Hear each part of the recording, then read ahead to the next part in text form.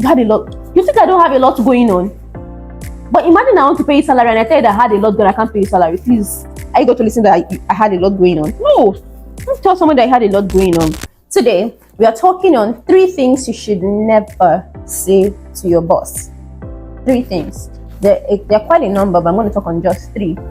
3 that I have personally experienced, and I'm going to be sharing my experience along the line as I'm talking about it. So it might come off as triggering, right, for a number of you who are just employees. But if you've been an employee and you've had the opportunity to be a boss, to have people that work under you and that you pay, you will be able to relate to a couple of things I will be saying. Now let's go straight into it. If you are new to my channel, my name is Esosa. This is the new year, so let me reintroduce myself. Like that song says, allow me to reintroduce myself. My name is Esosa and I talk on personal finance, personal development and sales. My channel is anchored on these 3 majorly, but there are times I talk about other things that I feel they're very much important to the quality of your life, because the point of this channel is just to add value to your personal life, to your work life, to your career, to your spiritual life, to just give you that awesome and that very full life, so you'll be well grounded if you follow my content back to back. So let's get right into it. So what are these 3 things? Number 1, I don't know. Before I actually became a boss, I'm saying boss, and before I gained experience in the whole being a boss thing, I used to really not like somebody tell me I don't know, because I used to feel then that you can easily check out something, especially when it's work related. Check it out, you have Google. But when I became a boss, I discovered that I hated it more, because you're my personal assistant, for example, and I need to get this thing done. You're telling me that I don't know how to. Immediately you're pissing me off. So I had to, that's some of my assistant, I had to school. Don't tell me that you don't know how to. Go on Google, check. Now we have AI, go and check. Don't say you don't know, because even your boss that is talking to you does not know everything. But we know that there are times that we want to get things done, we go to check it. There are some things I want to work on, some documents. At that moment, my head might not even be settled to craft something from scratch. I just go on my computer, go into AI, prompt it, I get knowledge on it. Good. And sometimes I'll go to a speaking event, and at the time, I'm not even sure I want to phrase up what I want to say.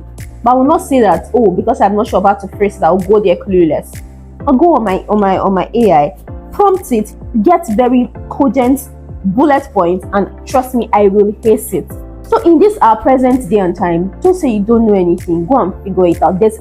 I'm thinking of what you might possibly want to do. The way to do it is not online, whether on YouTube, whether on Instagram. There are dozens of tutorial videos. So please don't ever tell your boss that you don't know. It makes you come off as unmotivated and very unserious. So do not, again, tell your boss that you do not know. You can figure out anything as long as you have a cell phone. Get it? Number 2 statement that you do not say to your boss is along the lines of, I had a lot going on. We've so much abused this whole mental health thing that when just maybe you're just feeling tired, you're just feeling maybe like stressed, or perhaps you're even lazy, because a lot of people are lazy. You don't even do a lot of things during the day, but because you just feel like, oof, I'm just tired. See, our normal human flesh does not want us to do so much. So if you really want to do so much, you have to stretch, and stretching makes your body feel like it's uncomfortable. Oftentimes, when somebody feels like they need to stretch, they feel like they're tired, because they're seeing that this thing that they need to do requires them to stretch. So it's not really tiredness oftentimes, it's just laziness. And then you bring up things like my mental health, or I had a lot going on. I used to have a staff, and then I heard that word or that statement, and I'll be like, you had a lot. You think I don't have a lot going on?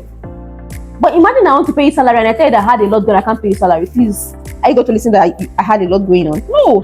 Don't tell someone that I had a lot going on. The flip side of this is that if that employee was the boss, a lot of things that they feel is what should be, or the stress that they feel like they are feeling, they will understand that at that point you have to keep going, because you are the owner of the business.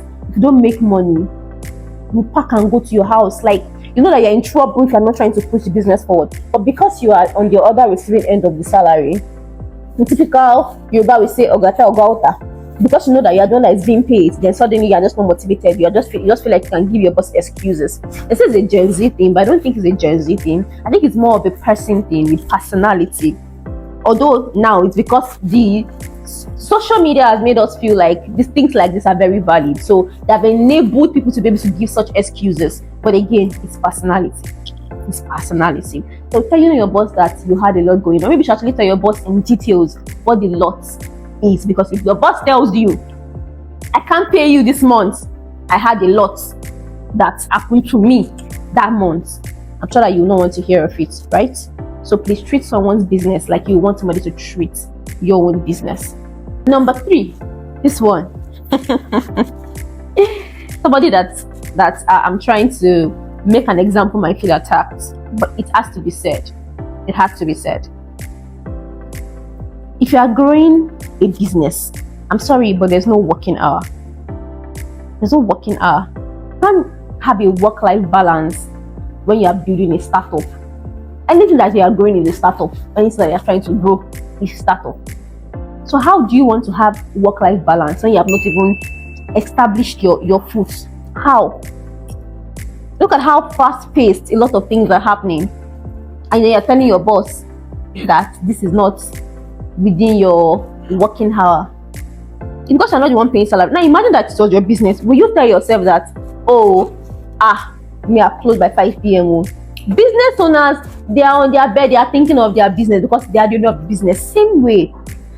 That very same way. Always think of you being an employee like you own the business. I tell my guys that I take every business that I say I'm committing to like it's my business, because I want somebody to treat my business the same way I'm treating their business. And if I cannot take your business like it is mine, I won't even bother working for you at all. What's the point of working for you? Because you will not get the full value or the full potential of what I can do, or the effect of me giving my all if I do not take it like it's my business. I know a lot of people do not think like I do, but to be very honest, if you own a business and you know that this business is trying to move up the ground, will you say to yourself that you start by 9 o'clock and you close by 5 p.m.? Except you're working maybe in a toxic environment, and then you feel like maybe a lot of things that you do, like you're not compensated for it, right? You feel like even if revenue increases, your boss might not increase your salary, then you can quit. But as long as you are staying in a particular space, please give it your all. There's no work-life balance in a startup. If you're trying to grow a business, you're trying to grow anything, you don't stop at a particular time and want to continue tomorrow. You need to constantly be thinking. 2 a.m. you're even thinking, I'm thinking of how to grow the company I'm working with by 2 a.m. and not my company. Because if I say I'm working for you, it means that I know that I can have a lot of potential, and then you yourself, if you're not recognizing my input, you get what I'm saying? My input is being recognized. So I want you to grow, because I know that when we grow this business, everybody is happy, everybody gets compensated. But there's no work-life balance. I'm so sorry. I'm really sorry. But if you really want to grow, if you really want to be in an organization where your boss sees you way more than an ordinary employee, they see you as somebody that's very passionate about what they are doing at that job. Don't tell your boss something like, this is not my working hour, don't send me this. Why you I'm sorry boss, but you're constantly, some people actually say it in a very polite manner. I can't even phrase the politeness, but the point is that you don't have to mention that. Don't just work in the organization if you know that you cannot know for yourself that you guys are building, and then there is no time that you should stop working for a day. I'm not saying work around the clock. My point is that if your boss texts you by 2 a.m. and you are awake, don't say you're not replying because you know your working time. Don't do that, because we are building. The company is building, and your boss might have an idea by 2 a.m. If you're online and you are fine, reply. Your boss will text you by 6 p.m. and say, can you do this? You're not supposed to tell your boss tomorrow morning, it's not my work time. Again, you are building. If you don't feel that kind of obligation towards your work, please resign. Unless somebody that can do that, or somebody that feels that way, take the job. So I hope that I've not triggered you so much. If I have, well, I'm sorry, I'm not sorry. Please learn, because if you were the boss, I'm sure that you expect these things from your employees, because that's the way you can make good money. So first one again for recap, I don't know.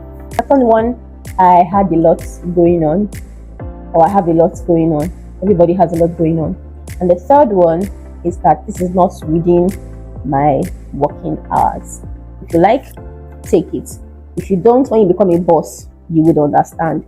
But by then, guess what will happen? People will treat your business the way you treated other people's business. And of course, it's life. Believe you me, you will meet it there. Until next week.